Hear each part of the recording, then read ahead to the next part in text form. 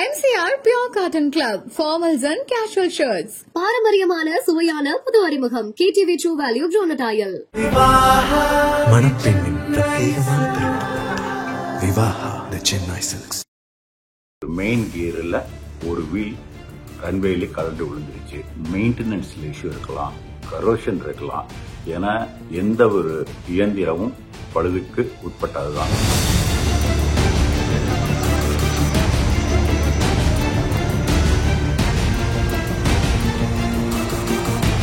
இந்த ரன்வே 5500 அடிதான், நீளம் குறைவு, அதே மாதிரி வசதிகளும் குறைவு.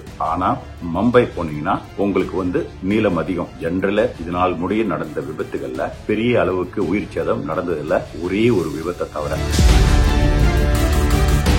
ஒரு பெரிய விபத்து நடந்தா எந்த அளவுக்கு இன்வெஸ்டிகேஷன் இருக்குமோ அதே மாதிரி இந்தியால DGCA தரவு இன்வெஸ்டிகேஷன் பண்ணுவாங்க. ப்ராப்பரா டைப் பண்ணலையா அல்லது மெயின்டெனன்ஸ் இஷ்யூவா, விமானத்துடைய கோளாறா, இது மாதிரி என்ன எல்லாம் பார்ப்பாங்க. இதுக்கு பிறகு மெயின்டெனன்ஸ் லாக் எல்லாம் எடுப்பாங்க. ஒரு சில நேரத்துல தேவைப்பட்டா பிளைனை டைவர்ட் பண்ணி வேற ஏர்போர்ட்லயும் இறக்குவாங்க. அது பைலட்டோடைய முடிவு தான் அந்த நேரத்துல வழியே. இது வேற யாரும் இன்ஃபுளுன்ஸ் பண்றது இல்ல. கீழே விழுறதுனால பிரச்சனை இல்ல. ஏதாவது ஒரு பாகங்கள் விமானத்துல டயரா இருக்கட்டும், வீலா இருக்கட்டும், அல்லது ஏதோ ஒரு பாகங்கள் விழும்போது என்னன்னா செகண்டரி எஃபெக்ட், அதாவது இது போய் வேற ஒரு இடத்துல எலிவேட்டர்லயோ எதுலயோ ஒன்னு அடிச்சு உடைச்சிருச்சுன்னா.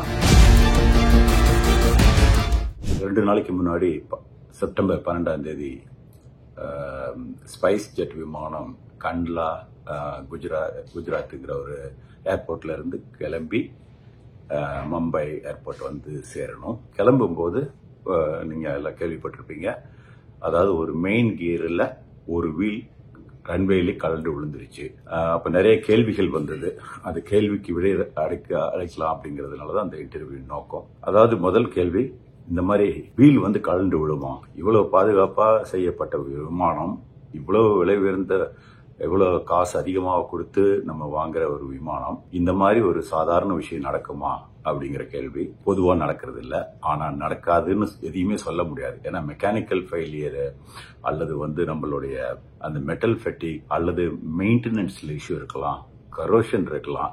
ஏன்னா எந்த ஒரு இயந்திரமும் பழுதுக்கு உட்பட்டதுதான், அதுக்கு அப்பாற்பட்டது இல்லை. அதனாலதான் ஏர்கிராப்டை பொறுத்த முடியும் ரிடண்டன்சி, அதாவது ஒன்னு ஃபெயில் ஆச்சுன்னா இன்னொன்னு ஃபெயில் ஆச்சுன்னா இன்னொன்னு. ஹைட்ராலிக் சிஸ்டத்துல இருந்து நீங்க எல்லாத்துக்குமே அது ஃபெயிலியர் ஆகலாம்.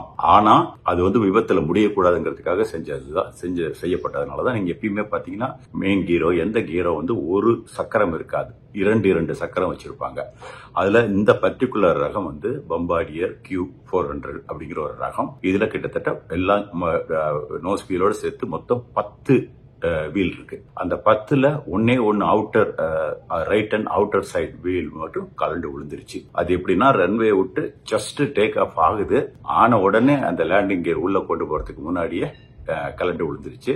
அது பைலட்டுக்கு டைரக்டா தெரியாது. ஏன்னா அது கலண்டு விழுந்தா சொல்றதுக்கு இண்டிகேஷன் ஒன்னும் இருக்காது. ஆனா ஏடிஎஸ்ல பாத்துட்டாங்க, டவர்ல இருந்து பாத்துருக்காங்க இந்த மாதிரி ஒரு பாகம் கலந்து விழுவுதுன்னு. அப்புறம் அவங்க முடிவு பண்ணிட்டாங்க இது ஒரு வீல், ஏதோ ஒரு வீல் விழுந்திருக்கு அப்படிங்கறத தெரிஞ்சுட்டு அப்புறம் அவங்க என்ன பண்ணாங்கன்னா விமானத்தை திருப்பி உடனே லேண்ட் பண்ணல அதே ஏர்போர்ட்ல. இது ஒரு கேள்வி வந்தது, ஏன் எமர்ஜென்சி இது மாதிரி ஒரு வீல் சக்கரம் கலண்டு விழுந்திருக்கு, அதுக்கு பிறகு ஏன் அந்த பயணத்தை தொடர்ந்தாங்க மும்பை முடிய அப்படிங்கிற கேள்வி வந்திருக்கு.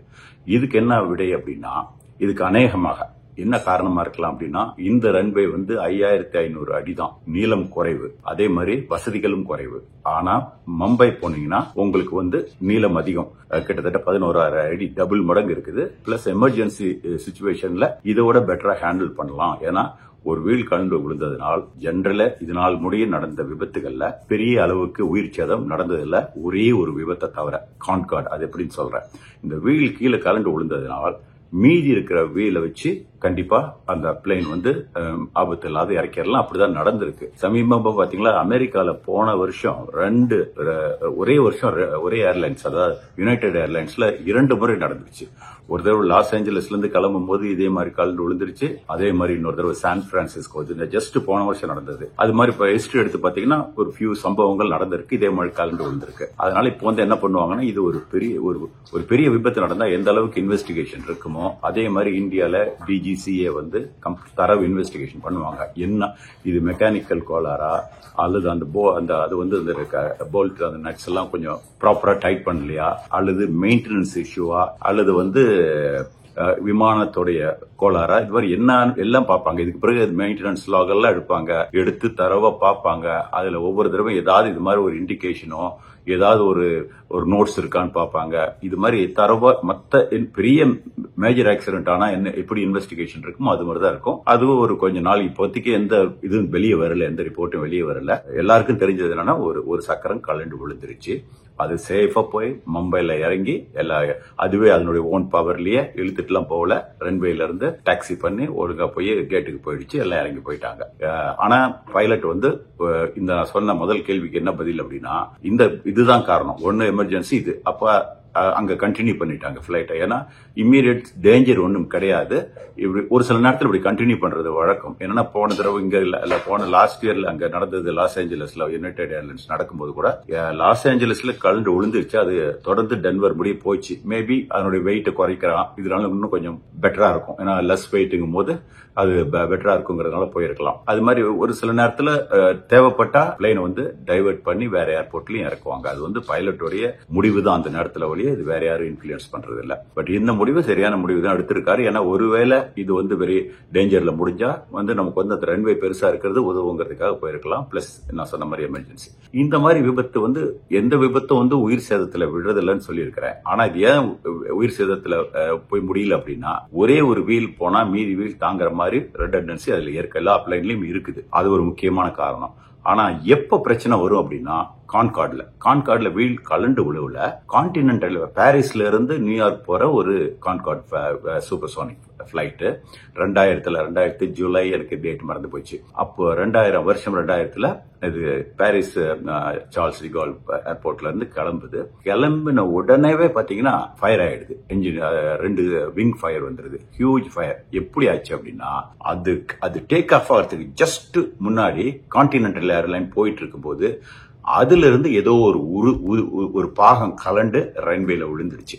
இந்த பிளேன் போய் அது ஹை ஸ்பீடு, உங்களுக்கு தெரியும் கான்கார்டு நல்ல ஹை ஸ்பீட்ல போய் அது போய் அந்த விழுந்த பாகத்து மேல அந்த டயர் பட்ட உடனே டயர் வெடிச்சு அதனுடைய உதிரி பாகங்கள் ஒரு நல்ல ஃபோர்ஸ்ல போய் அந்த ஃபியூயல் டேங்க்ல அடிச்சு ஓட்ட போட்டுருச்சு.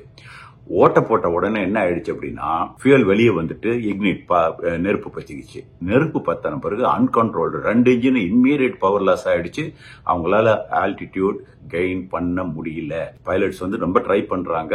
பட் அன்பார்ச்சுனேட்லி அது வந்து ஒரு மோசமான விபத்து. அதுல பயணம் பண்ண அத்தனை பேர் இறந்துட்டாங்க. அது போய் ஒரு ஹோட்டல்ல போய் விழுந்து அதுலயும் கொஞ்சம் பேர் இறந்துருக்காங்கன்னு நினைக்கிறேன். அப்போ இது வந்து என்னன்னா, அதுதான் இந்த மாதிரி கீழே விழுறதுனால பிரச்சனை இல்லை. ஆனா ஏதாவது ஒரு பாகங்கள் விமானத்துல டயரா இருக்கட்டும், வீலா இருக்கட்டும், அல்லது ஏதோ ஒரு பாகங்கள் விழும்போது என்னன்னா செகண்டரி எஃபெக்ட். அதாவது இது போய் வேற ஒரு இடத்துல ஒரு பின்னால இருக்க எலிவேட்டர்லயோ எதுலயோ ஒன்னு அடிச்சு உடைச்சிருச்சுன்னா தென் அது வந்து பெரிய சீரியஸ் ப்ராப்ளமா வரக்கூடாது. அதனால இது மாதிரி நடந்துட்டு இருக்குன்னு சொல்லி அந்த பைலட்ஸும் ஈஸியா எடுத்துக்க மாட்டாங்க. அது ஒரு சீரியஸ் எமர்ஜென்சி தான். அதனாலதான் அவரும் மேடே டிக்ளேர் பண்ணி தான் அங்க இறக்கியிருக்காரு. அதாவது ஒரு பெரிய விபத்து என்ன நடத்தினா எப்படி ப்ரிகாஷன் எடுத்துக்கணுமோ அந்த ப்ரிகாஷன் அவங்க எடுத்து நல்லபடியா போய் சேஃபா லேண்ட் பண்ணிட்டாங்க. அதனால வந்து இந்த மாதிரி கேள்விகளுக்கு இது கொஞ்சம் விடை இருந்தா நல்லா இருக்குங்கிறதுடைய அந்த எண்ணத்துலதான் இதை பத்தி சொல்றேன். என்னன்னா திருப்பி நம்ம சொல்லும் போது விமானம் பாதுகாப்பானதுன்னு சொல்லிட்டு இருக்கிறோம். ஆனா சம்பவம் நடக்குதுன்னா நடந்தே தீரும். ஏன்னா மிஷின் தான் எண்ட் ஆஃப் தி டே. ஆனா அந்த ஒவ்வொரு சம்பவமும் வந்து உயிர் சேதத்திலயும் விபத்திலயும் விடுறதில்ல. வெரி வெரி ரேரா தான் நடக்குது. அதை பத்தி நிறைய நம்ம பேசியிருக்கிறோம். கடந்த 2 மாசத்துக்கு முன்னாடி நடந்த அந்த அகமதாபாத் அந்த விமான விபத்தை பத்தி பேசும்போது அது விமானம் எவ்வளவு சேஃபானது அப்படிங்கறத நம்ம தெளிவா இதுல பத்தி சொல்லியிருக்கோம். அதே மாதிரிதான் இதுவும்.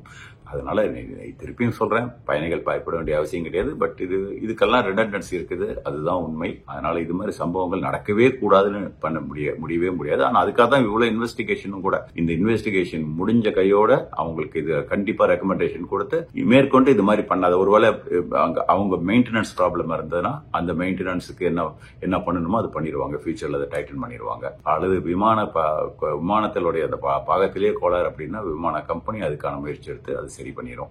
ஸோ எண்ட் ஆஃப் த டே தவறு தவறு நடக்கும்போது தவறை கண்டுபிடிச்சி அதுக்கான காரணத்தை சரியா ஐடென்டிஃபை பண்ணி அது அடுத்த முறை நடக்காத பாத்துக்கிறதுனால தான் விமான விபத்துகளும் குறைஞ்சிட்டே போகுது, சம்பவங்களும் குறைஞ்சிட்டே போகுது. அதனால மீண்டும் சொல்ல ஒரே ஒரு விஷயம் என்னன்னா, ஸ்டில் உலகத்துல நம்ம பயன்படுத்துற அத்தனை வாகனம் ஏன் நடந்து போறதை கூட விமானத்துல பயணம் பண்றது சேஃப் தான். அதனால இந்த வாய்ப்புக்கு நன்றி, வணக்கம்.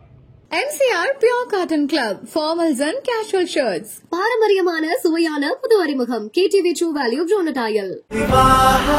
மணப்பெண்ணின் பிரத்யேகமான திருமணம் விவாஹா தி சென்னை சில்க்ஸ்.